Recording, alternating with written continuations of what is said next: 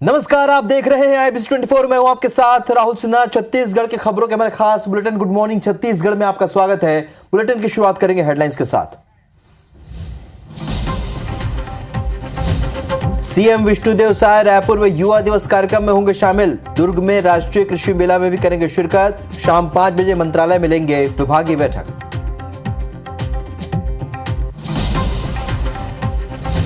लोकसभा चुनाव की तैयारी में जुटी कांग्रेस। आज रायपुर में होगी प्रदेश चुनाव समिति की बैठक। पीसीसी प्रभारी सचिन पायलट पदाधिकारियों से करेंगे चर्चा। 20 जनवरी को छत्तीसगढ़ आएंगे उपराष्ट्रपति जगदीप धनखड़। 21 जनवरी को अमित शाह का दौरा। विधानसभा के प्रबोधन कार्यक्रम में होंगे शामिल। रमन सिंह ने मुलाकात कर किया आमंत्रित।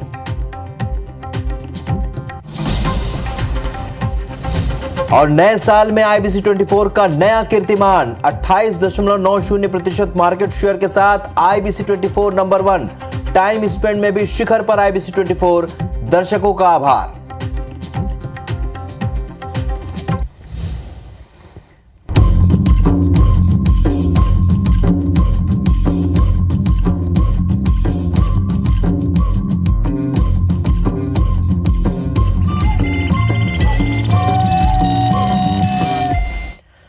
तो छत्तीसगढ़ के बुलेटिन की शुरुआत करेंगे इस वक्त की एक बड़ी खबर के साथ। रायपुर से बड़ी खबर, जहां पर आज मुख्यमंत्री विष्णुदेव साय कई कार्यक्रमों में शामिल होंगे।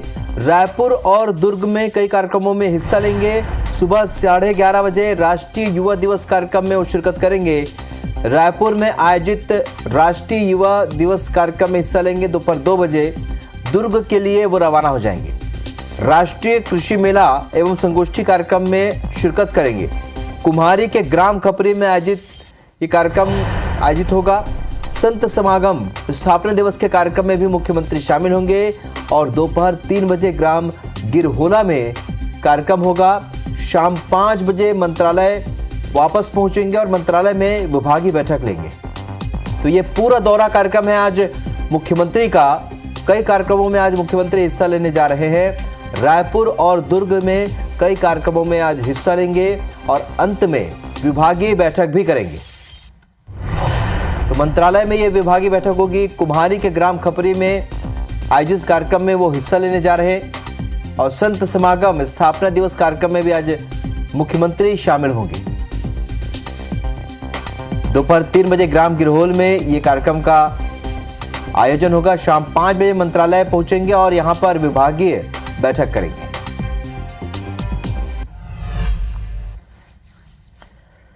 रुक करेंगे एक और बड़ी खबर का। छत्तीसगढ़ विधानसभा का प्रबोधन कार्यक्रम होगा और इसमें उपराष्ट्रपति और केंद्रीय गृह मंत्री अमित शाह छत्तीसगढ़ आएंगे। इस दौरान विधानसभा अध्यक्ष डॉक्टर रमन सिंह ने न्योता दिया है। 20 जनवरी को छत्तीसगढ़ पहुंचेंगे उपराष्ट्रपति जगदीप धनखड़ और 21 जनवरी को छत्तीसगढ़ के दौरे पर रहेंगे अमित शाह। तो विधानसभा के प्रबोधन कार्यक्रम में शामिल होंगे। आपको बता दें, प्रबोधन कार्यक्रम में विधायकों को, नए विधायकों को बताया जाएगा पूरी कार्यप्रणाली, विधानसभा के भीतर जो कार्यप्रणाली होती है। और इसमें शामिल होने के लिए केंद्रीय मंत्री और उपराष्ट्रपति पहुंचेंगे। इससे पहले विधानसभा के अध्यक्ष डॉक्टर रमन सिंह ने दिल्ली पहुंचकर इन्हें आमंत्रित किया और केंद्रीय गृह मंत्री अमित शाह ने उनके आमंत्रण को स्वीकार किया। और उपराष्ट्रपति और केंद्रीय गृह मंत्री अमित शाह छत्तीसगढ़ के दौरे पर रहेंगे। 20 जनवरी और 21 जनवरी को छत्तीसगढ़ आएंगे। 20 जनवरी को उपराष्ट्रपति जगदीप धनखड़ छत्तीसगढ़ पहुंचेंगे तो 21 जनवरी को अमित शाह छत्तीसगढ़ के दौरे पर रहेंगे।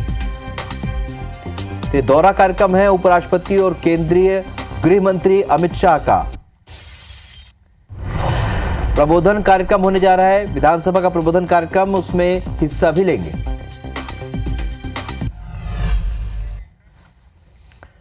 रायपुर से एक और बड़ी खबर, जहां पर आज छत्तीसगढ़ कांग्रेस चुनाव समिति की बैठक होने जा रही है। नवनियुक्त पीसीसी प्रभारी सचिन पायलट ये बैठक लेंगे और बैठक में समिति के पदाधिकारी मौजूद रहेंगे। आने वाले लोकसभा चुनाव को लेकर यहां पर रणनीति बनाई जाएगी, उस पर चर्चा की जाएगी। बैठक के बाद सचिन पायलट दिल्ली के लिए रवाना हो जाएंगे। तो कल सचिन पायलट जब रायपुर पहुंचे तो उनका जोरदार स्वागत किया गया और आज वो बैठक लेने जा रहे हैं। ये बड़ी बैठक होगी। समिति के पदाधिकारी इसमें मौजूद रहेंगे और आने वाले लोकसभा चुनाव को लेकर यहां पर रणनीति बनाई जाएगी, उस पर चर्चा की जाएगी। बैठक के बाद दिल्ली के लिए वापस रवाना हो जाएंगे सचिन पायलट। तो प्रभारी बनने के बाद पहला दौरा है सचिन पायलट का। कांग्रेस पदाधिकारी के प्रभारी बनने के बाद वो लगातार यहां बैठकें लेंगे। कल भी जब वो पहुंचे तो उनका जोरदार स्वागत किया गया।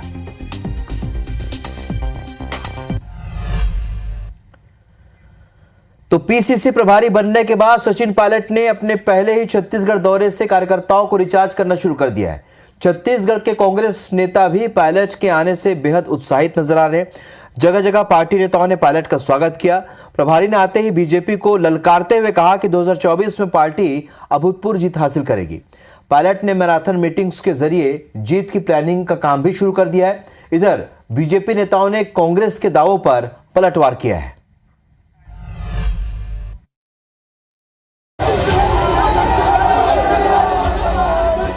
पूरे प्रदेश भर में जो कांग्रेस का कार्यकर्ता है उसको नए जोश के साथ चुनावी मैदान में उतारने के लिए सब लोग यहाँ पर आए। पायलट जी पहले ही राजस्थान में कांग्रेस की फ्लाइट को क्रैश करा चुके हैं, यहाँ भी क्रैश होना तय है। हम यहाँ पर आए इतिहास बदलने के लिए आए। छत्तीसगढ़ पीसीसी प्रभारी के तौर पर सचिन पायलट ने अपने पहले प्रदेश आगमन पर आते ही कार्यकर्ताओं को रिचार्ज किया। कार्यकर्ताओं में स्वागत की होड़ दिखी। नवनियुक्त पीसीसी प्रभारी सचिन पायलट ने स्पष्ट कहा कि वो यहाँ इतिहास बदलने आए हैं। पायलट का दावा है लोकसभा चुनाव में अभूतपूर्व परिणाम आएंगे। राजीव भवन पहुंचकर पायलट ने कांग्रेस की विस्तारित कार्यकारिणी की बैठक ली और फिर एक प्रेस कॉन्फ्रेंस कर राहुल गांधी की भारत जोड़ो न्याय यात्रा का प्लान साझा किया। आने वाले लोकसभा चुनाव के अंदर अभूतपूर्व परिणाम हम लोग लेकर आएंगे।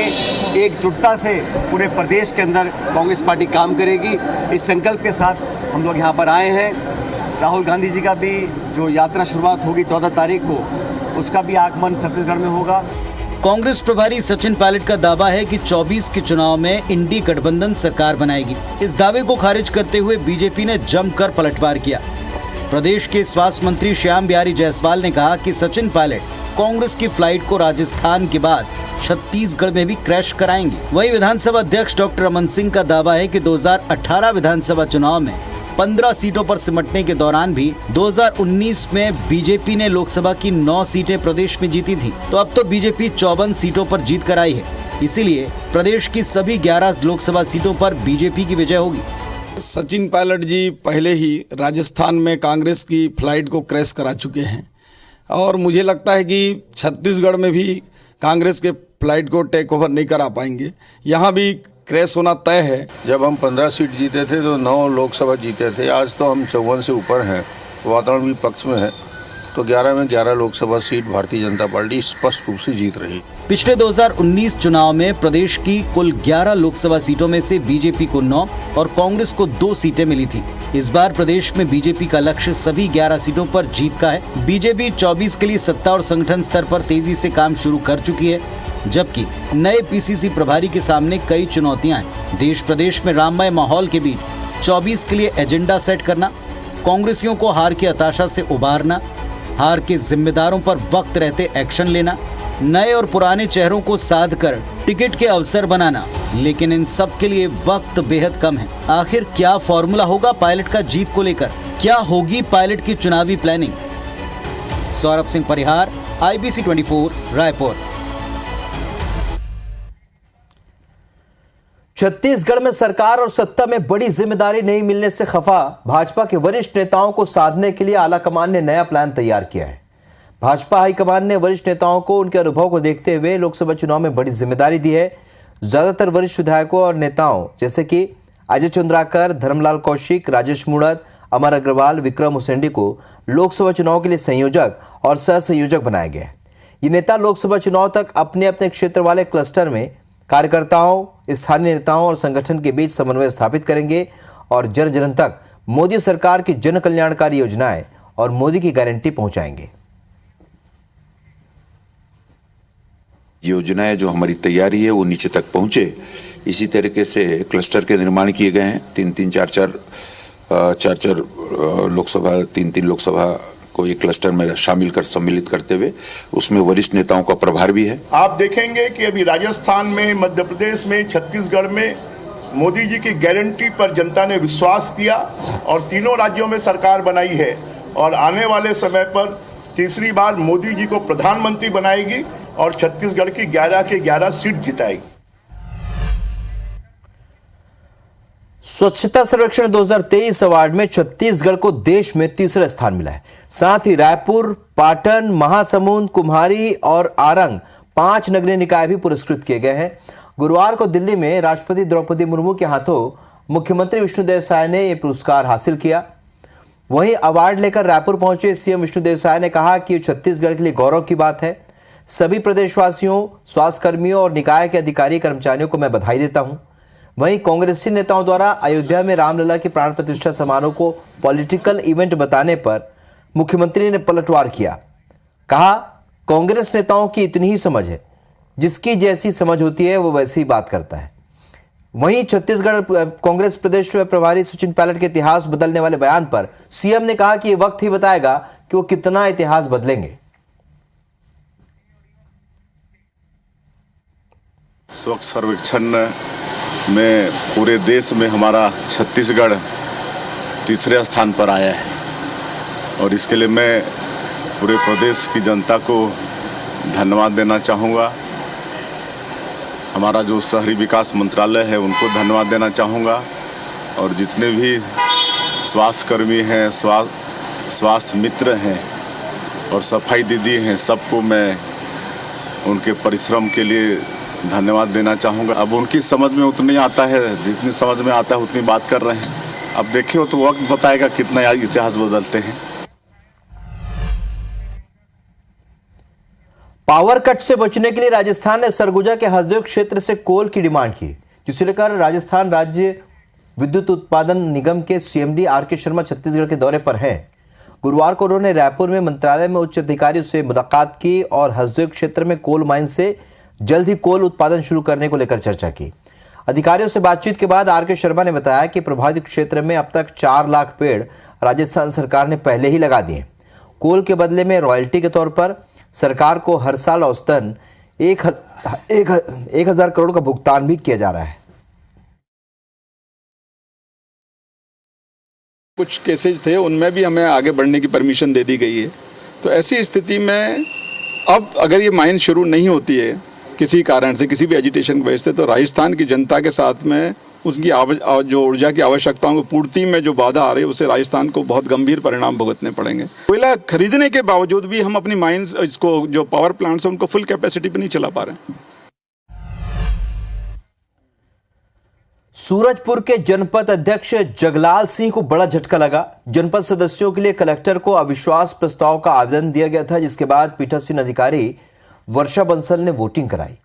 कुल 23 सदस्यों ने वोट डाले, इनमें से 2 रिजेक्ट हुए और 21 वोट अविश्वास के पड़े हैं। ऐसे में अविश्वास प्रस्ताव पारित करके जगलाल सिंह को अध्यक्ष पद से हटा दिया गया।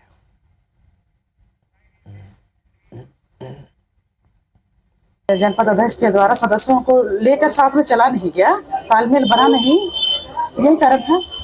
23 वोट था, 23 मत पड़ा और बाकी सभी सदस्यों ने अपना अपना मत दिया है, जिसमें 2 रिजेक्ट हुआ, बाकी सब। जनपद पंचायत अध्यक्ष के अगेंस्ट अविश्वास प्रस्ताव पारित किया गया था, जिसमें टोटल सदस्य जनपद के 25 सदस्य थे। 23 लोग उपस्थित हुए और वोटिंग की प्रक्रिया चालू की गई और यहाँ बहुमत से अविश्वास प्रस्ताव पारित किया गया।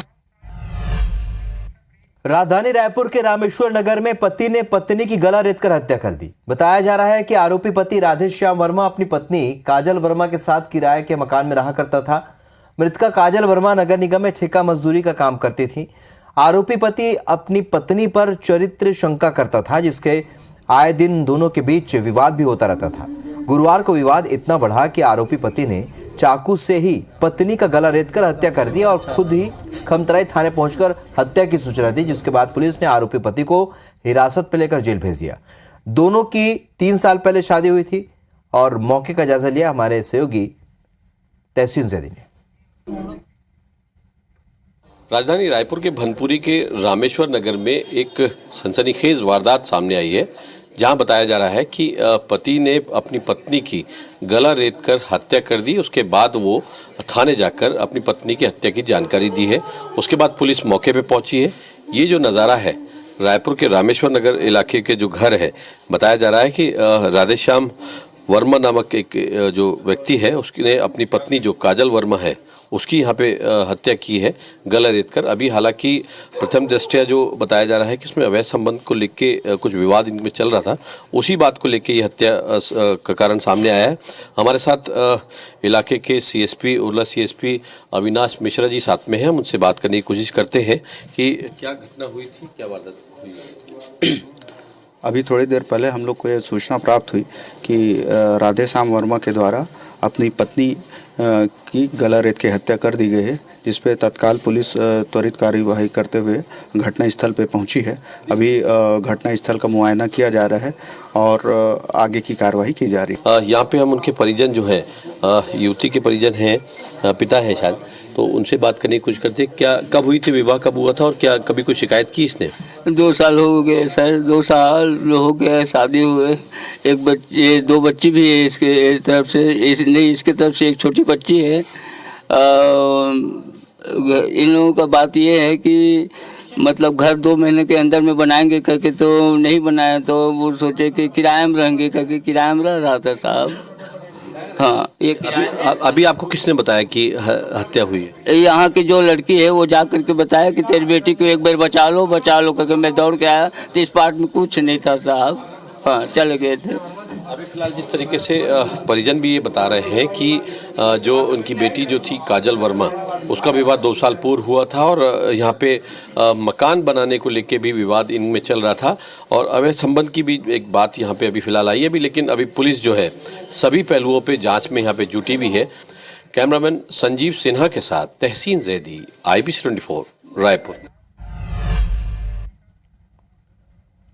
सुकमा जिला अस्पताल में नवजात बच्चों के बेचे जाने का मामला सामने आया और मुखबिर की शिकायत पर कलेक्टर ने जांच के निर्देश दिए हैं, जिसके बाद बाल संरक्षण इकाई सुकमा के अधिकारियों को पूरे मामले की उन्होंने पड़ताल की और जांच में पता चला है कि गरीब परिवार की महिलाओं से 20 से 30 हजार रुपए में बच्चे खरीदे जाते थे और उन्हें लाखों रुपए में बेच दिया जाता था। जांच अधिकारी ने बताया कि रामाराम ग्राम पंचायत की एक महिला से स्टाफ नर्स ने बच्चा खरीदा और किसी व्यक्ति को लाखों रुपए में बेच दिया, जिसे लेकर जांच जारी है। वहीं मामले को लेकर बाल संरक्षण इकाई सुकमा के अधिकारियों ने संबंधित स्टाफ नर्स के खिलाफ सुकमा कोतवाली में FIR दर्ज कराई है और संबंधित स्टाफ नर्स को तत्काल निलंबित करने के लिए उच्च अधिकारियों को पत्र लिखा है।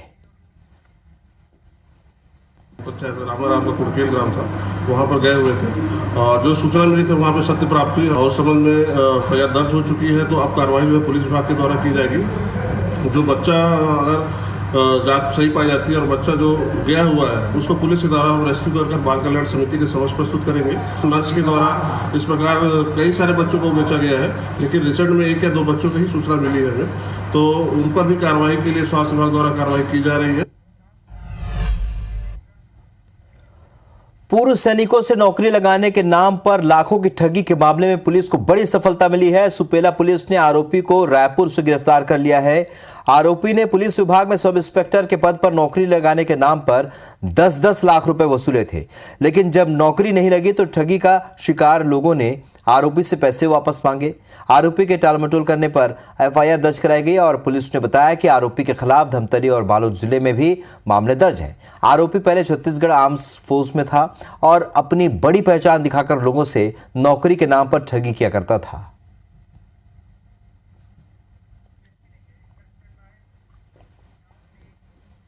रुक करेंगे एक बड़ी खबर का, जहां पर छत्तीसगढ़ लोक सेवा आयोग ने व्यवहार न्यायाधीश 2022 का परीक्षा परिणाम जारी कर दिया और परीक्षा में लड़कियों ने बाजी मारी है। टॉप 10 में 10 रैंक में 9 लड़कियां शामिल हैं। ईशानी अवधिया ने परीक्षा में पहला स्थान प्राप्त किया है, जबकि अर्पिता गुप्ता ने दूसरा और मानसी बिष्ट ने तीसरा स्थान हासिल किया। अन्य टॉप 10 अभ्यर्थियों में मुस्कान शर्मा, पारुल साई, हिमांशी सराफ, मिनी ठाकुर, रिद्धि बुराड़, श्रुति साहू, रिया चक्रवर्ती और संतोष कुमार यादव शामिल हैं।